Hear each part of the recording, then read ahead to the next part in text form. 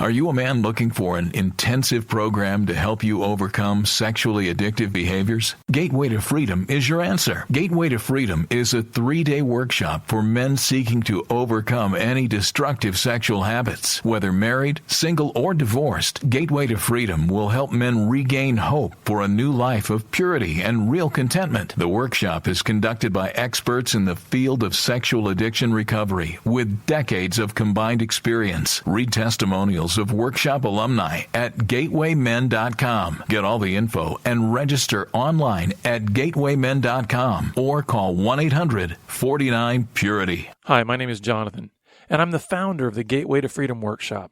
I want to personally invite you to be part of our next workshop coming up September 30th through October 2nd in Pennsylvania. So call us today at 1-800-497-8748 or visit gatewaymen.com.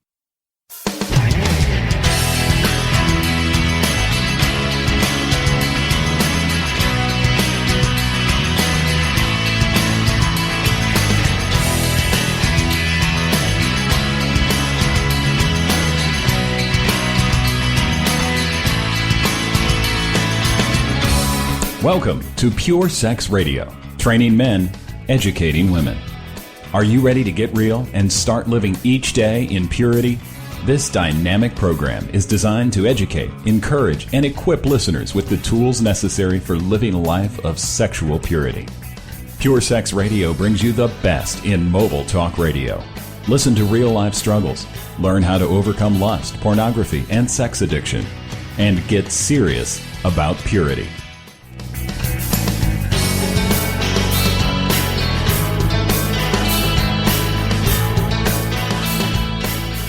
Good day, radio listeners. Welcome to this week's edition of the Pure Sex Radio broadcast. We're glad to have you here with us.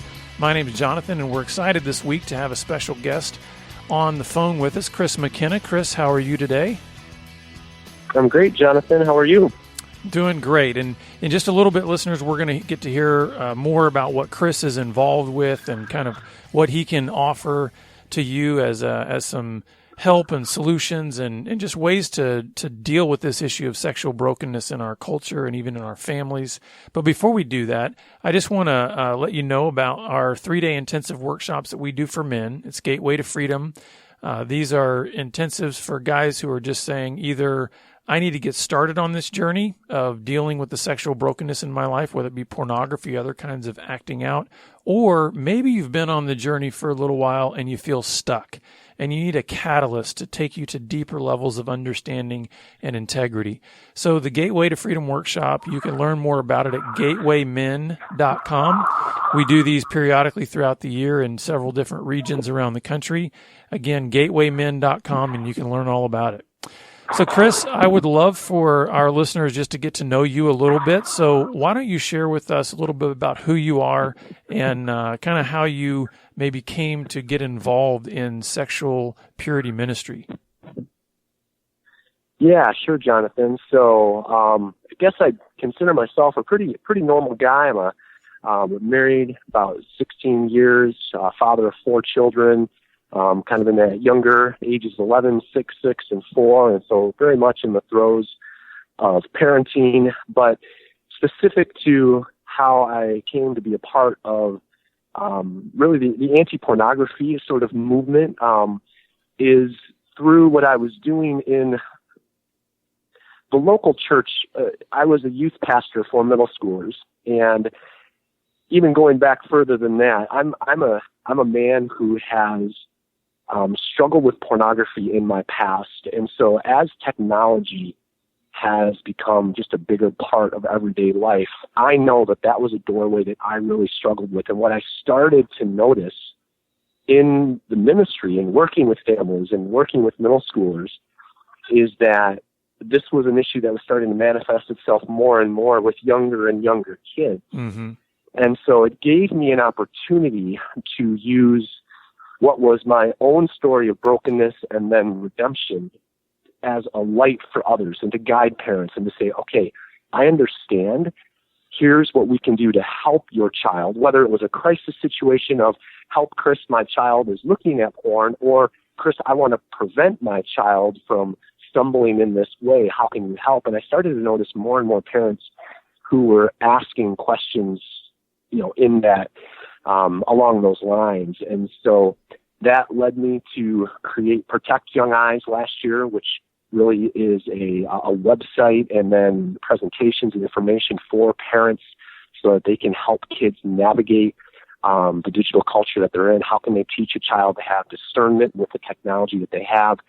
And then through presentations that I give at churches and schools and other places, an opportunity to share sort of my own journey through an addiction to pornography that started when I was young, into college, into adulthood, into my marriage, for years, but then this moment of, wow, I need to live a different way. And it's amazing to me how God can take that brokenness and turn it towards his glory, and that's exactly what he's done. So many people who have appreciated being open and honest with where I've been, but then the hope of where I am today. It's not, I don't want the emphasis to be on the yuck. I want it to be on, yes, the yuck, but look at what can happen if you decide to walk in a different direction, because life without porn is just a better way to live, and I want more and more people to hear that message. So let me ask you, so you said you kind of came out of your own struggle with pornography, your own addictive patterns there, and then at some point there was this turn that said, hey, it's not just about you getting well, there's a culture around you that is sick and needing help. What was that like to go from just realizing that, you've got some skeletons in your closet that need to be cleaned out, to then realizing, oh my goodness, I may need to step into the fray of helping others clean the closets in their own life? What was that like? Because I think sometimes people don't realize what that transition can feel like, and also I think there's a lot of people in the dark of their pornography addiction or their whatever their sexual brokenness is, that they have this viewpoint that says, listen, if I ever do start dealing with this, it's really just about me getting well. So what was it like to then realize there's more than just you as an individual getting well? There is something of value to your story that can impact others. Yeah, well, this is the cool part of how, God surprises us in some really exciting ways. So I had these sort of parallel things going on. As you said, I had decided about 6 years ago that it was time to really deal with this sinful behavior. And so that was a process of coming clean to my wife, getting accountability into my life, and using, software and other things like Covenant Eyes to help me in that way. So if you think of that path kind of running, and then parallel to that, I have parents who are asking a lot of questions and wanting to know how to use technology well. Jonathan, in all honesty, I never consciously intended to weave my story of addiction and then continued recovery into that path. What happened was, I can remember it very specifically. I was presenting at a church to about a group of 70 parents about technology, and really just sort of, I call it, quote, out of nowhere. It was the Spirit prompting me. It compelled me to tell my story, and sort of on the spot, I spoke very openly with a whole group of strangers about how I was exposed to porn as an elementary school child and what that did to create this real destructive pattern of behavior. And I ended it with, I think the reason I'm supposed to be doing this is because I don't want any of your 12-year-old sons to become me. Right. And from that moment on, it became critical. It became like crystal clear to me that the power in this path that was running parallel, that was sort of the technology education path, the power in that path was my story, was God's redemption through my story. But that was not my original intent. I mean, who wants to tell a bunch of strangers, yeah, I'm a recovering porn addict? Right. I don't think many people just wake up wanting to do that, but it opened up a door of conversation with people who then automatically felt like they had this connection to me because I was open and honest with them about it. God blesses that kind of transparency, that authenticity, I think. At least he did for me. And Well, and that's just it. I don't think what he did. I don't think I have yet to meet a man ever who enters into recovery or into a process of breaking free from their sexual sin who goes in with the mindset of, yeah, I really want this to be something that more than just people in recovery know about. I've never met a guy that says, I want to go into recovery for the opportunities for ministry. Nobody does that. But what's cool, what's very cool, and this is what I love about how God works, is He unfolds things in our lives, especially the darkest, most painful parts of our lives. When we start to go through a healing process, He unfolds those in layers. I mean, can you imagine if God just pulled back the curtain and just showed us everything about the process and where it would ultimately end up? I think we would be too overwhelmed. I mean, we might like to look at where it's going, but to see all of it at once would crush us. And so He's very gentle and merciful to just unfold that. And now that you have, you've sort of crossed that threshold and said, okay, I'm starting to see the value of allowing my story to be part of the ministry to parents and families. What did that start looking like when you had to start looking to instruct or help or provide resources for families? How did you begin to develop what you were going to present to a parent of, let's say, a preteen on how to deal with the sexually broken culture that we live in? Well, what it showed me, Jonathan, was that my experiences during that period of addiction, the mindset that I had, the doorways that I was looking for, the sneaking around, the deceptive behavior, as I started to reflect back on those things that I was doing, it gave me more ammunition, more information to tell parents, hey, these are things that you need to be aware of. This is what technology will do to tempt children, tempt your child in a way. So it gave me more to be able to pass that on to parents. Say, you know what?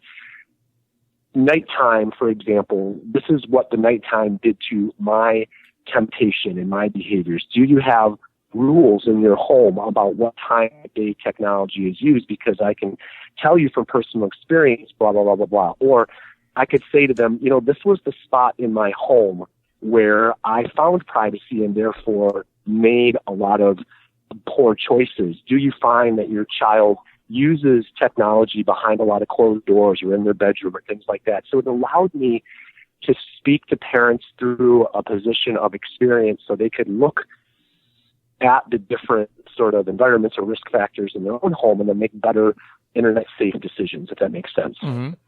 Now, why is it important you mentioned earlier that you started realizing that, man, you've got to talk about the yuck. I mean, you got to talk about the brokenness. You've got to talk about the realities of just how ugly and dangerous and unhealthy pornography is, but that your real emphasis is pointing people toward the truth and towards the good and towards just the beauty of our sexuality. How do you come alongside a parent and help them do that? Because I think one of the things that is a very common reaction of parents when you start even opening up the topic of having to deal with sexuality with their children is it's like this wave of panic and fear comes over the parent, because many times it's almost as if their only context of that conversation and topic is the yuck, the negative, the danger. So how do you help to kind of shift that paradigm for a parent to draw them into the conversation with their child where it's more of a beautiful thing, it's more of a protection of what's good rather than just a take you away from what's bad? What I try to do is make it as easy for the parent as possible. I think a lot of parents shy away from those conversations because it was probably handled poorly for them, and so they are carrying baggage of awkwardness attached to sexuality, mm-hmm. and are, as a result, treating it awkwardly with their kids, when in fact, to your point, it's a God-given desire for children to be curious and to have those kinds of questions. Sex was created by God, and it only becomes awkward and uncomfortable when we teach our children through our our lack of conversation or our lack of authenticity. We can teach them awkwardness on that topic. And so parents, I think, underestimate the power of frequent, intentional, timely conversation. You don't need to know a thing about technology. And what I tell parents is you have the best weapon, the best tool already with you to teach your kids how to use technology well or how to interpret their sexuality. And that is conversation. What used to be just the talk when I was a kid, it was like that one-time talk, now has to be frequent, consistent talks throughout the course of a child's life, because Dr. Google is on 24/7. Dr. Google is answering all kinds of deep, heartfelt questions from kids when mom and dad are silent. And right. His ethical construct is typically not theirs. And so it's through conversation sheets that we've created for the different phases of life. I mean, how do you talk to an elementary school kid about the dangers of pornography, about some of the big questions that they have? That's a really important thing for parents to know, because if they're not having those conversations, then chances are they're having those conversations on the school bus. The opportunities to find answers are so much greater today because of our access to technology that parents need to be so much more proactive in talking about awkward things. A phrase I use all the time is there's no such thing as passive parenting in the digital age. Mm-hmm. The parents have to be observant, engaged, and informed constantly, because that smart device or whatever tablet is always whispering, and we have to give different answers.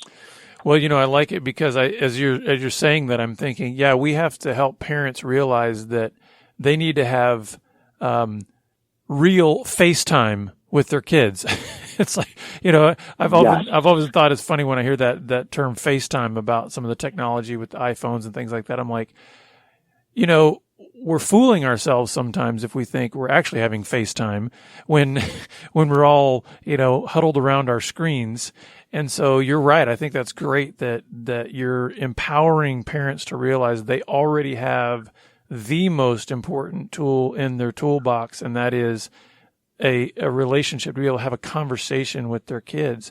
Now, speaking of technology, though, obviously that's going to be something that does come up very, very often with parents in our culture today, because there is not a place you can go in our country, at least in the Western world, where screens are not present, whether they're in somebody's pocket or they're in the restaurant where you're eating, or my goodness, even when you go to the gas pump now, there's screens there. So how do you help parents navigate this very real, aspect of the technology? Well, what parents come to realize is that, as you've said, they're everywhere. You cannot control all of the access points that kids have to technology now. And so, yes, control the access points that you can, but the best filter that a kid can have is one that he or she develops in his or her heart. We have to give kids tools to know what to do when they see something inappropriate, because we cannot control all the places they're going to see it. It's not a matter of if my child will run into something inappropriate or see something that I disapprove of. It's just a matter of when. And so the question is not if, it's does my kid have the tools to know what to do when it happens? And typically these are not very complicated tools. There's an amazing resource out there called Good Pictures, Bad Pictures. It's a book that I use in my presentations. Actually a secular resource, but it's written with a lot of biblical foundation, and it gives young kids, elementary school kids, tools for what to do when they see an inappropriate picture. Because whether a kid is 8 years old, an 8-year-old, because that was the age when I was exposed to porn, an 8-year-old might not be able to say that's pornography, but an 8-year-old knows that that's a bad picture. Mm-hmm. An 8-year-old knows that that's kind of a weird picture. So what happens when an 8-year-old sees a weird picture? They need to do 3 simple things. Say that's weird, put it down, and tell someone. If you give an 8-year-old those 3 steps, they can execute that. Now an 8-year-old knows what to do. Every time I see something online that's weird or scary, I don't understand, I say, whoa, that's weird. I put it down and I tell someone. It's a real simple thing, but we need to actually give our kids those tools, because the best filter is going to be the one they carry with them, to your point, because we're not there all the time to watch all those screens. And our listeners will be somewhat familiar with what you just mentioned, with good pictures, bad pictures, because just recently we had Kristen Jensen, the author of that book, on a radio program. Just excellent. Yeah, so really good stuff. And it is a good resource, and it's a great tool for parents. Now, as far as your ministry, obviously, Protect Young Eyes was really geared towards parents of kids, but is your ministry broader than that? Are you seeking to serve people on a larger level than that? Because it seems like things have kind of morphed in your life as you've gotten more and more involved in dealing with helping people protect themselves against the pornography and the other things that are in our culture. So what other aspects are you involved in ministry? Yeah. So in addition to equipping parents with tools, I also do marketing. I'm the educational resource manager for Covenant Eyes, who I know that you're very familiar with, Jonathan, for internet accountability and filtering. And so it's a lot of different types of people that I'm trying to bring resources to. So yes, the parent, but what about the dad who is that parent who may be struggling with an addiction of his own? Well, that's where through Covenant Eyes, we have just unbelievable ebooks and other information to help somebody who wants to get on that path or recovery. Or what about a wife, a spouse of somebody who's struggling with addiction? Again, Covenant Eyes has resources for that wife. Or what about the woman who's struggling? I mean, there's all kinds of resources that Covenant Eyes can bring to the table to help in that way. And so kind of from the whole family approach there, whoever might want to use technology better, whoever might want to make better decisions with the technology that we have, which, by the way, it is an amazing blessing. I mean, when I talk to people, I want them to know that I love technology. It is an amazing tool, but like any tool, there is an inappropriate, dark way to use it. And so my message is never one of put your kid in a bubble and keep them away from technology as much as you can, but it's, again, how do we equip them to use it well? How do we equip mom and dad to use it well? And how can we can help the whole family in that way make better choices? Now, taking a step back, because we've talked about parents, now we're talking about kind of the broader scope of anybody struggling in any kind of area with the sexual brokenness issue. If you were to try to give, I know I'm going to kind of put you on the spot here, if you were to try to give kind of the top principles that are so critical, no matter a person's age, when it comes to living in our culture that truly is what I would call pornified. I mean, we are totally sexualized culture.